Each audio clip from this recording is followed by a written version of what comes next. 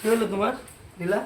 তুমি ব্যাগ গোছাচ্ছ কেন? কই যাবা তুমি? ব্যাগ গুছাচ্ছি, চলে যাব। কেন চলে যাবা তুমি? চলে যাব না কি করব? কেন? কি করতে থাকবো এই সংসারে? কি পাইছি তোমার কাছে?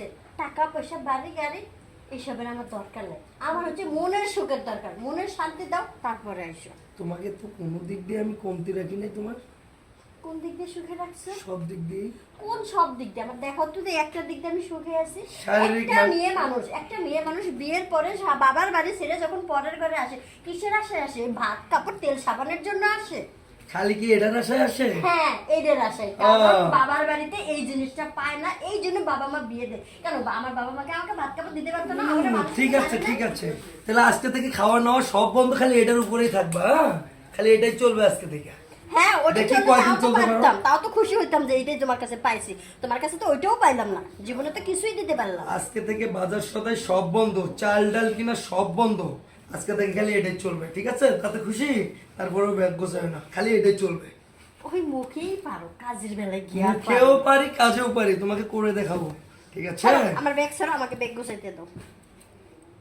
শোনো নীলা, প্লিজ তুমি এগুলো রাখো রাখো। চলো কই যাবো? চলো আমরা সাইডে যে একটু খাটের উপর বসে কথা বলি। আসো। আমার খাটে যাইতে হবে না। আর চলো আমি না। খাটে সারা জীবন খাটে ছিলাম, এখন আর আমার খাটে দরকার নেই, এখন আমি মাঠে যাব।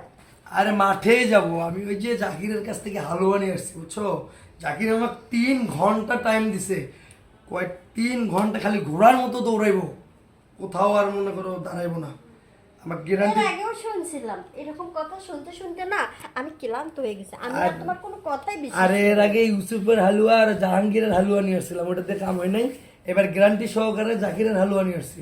এই হালুয়া আমি একটু আগে খাইছি, আমার শরীর আসলেই অনেক হিট হয়ে আছে, অনেক গরম হয়ে আছে, জানো? ভালো হয়েছে, আমি আর তোমার সাথে থাকতেছি না, আমি এখন এই মুহূর্তে চলে যাচ্ছি। একটু পরীক্ষা করে দেখি না, চলো। আমার আর পরীক্ষা করা লাগবে না, বহুত পরীক্ষা করছি তোমারে।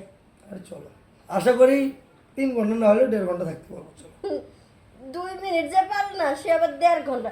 1.5 ঘন্টা যদি না পারতেছো, তাহলে কিন্তু আমি আর তোমার সাথে সংসার করতেছি না। ঠিক আছে, আজকে আমার শরীর, এতদিন আমার শরীর হিট ছিল না, কিন্তু আজকে হিট হয়েছে। এখন আমি বুঝতেছি যে আমি 1.5 ঘন্টা থাকতে পারবো।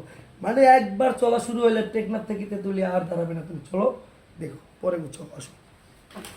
যাও। 1.5 ঘন্টা না হচ্ছে না,